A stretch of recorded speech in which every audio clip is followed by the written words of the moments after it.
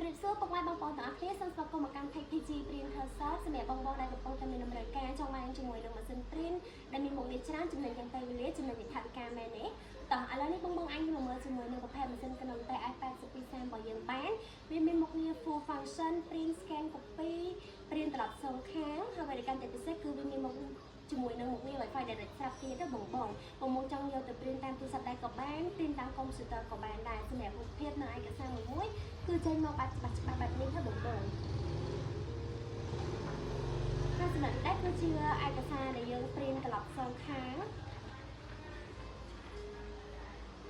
ឥឡូវនេះខាងយើងមានជាមួយនឹងការ promotion ពិសេស special ជាងមុនទៀតបងសម្រាប់ Canon TS82 30នេះឥឡូវគឺយើងមាន promotion បញ្ចុះតម្លៃសល់ត្រឹមតែ$65តែប៉ុណ្ណោះថែមជូនជាមួយនឹងกระดาษរ៉ាមមួយដុំទឹកថ្នាំ5ដប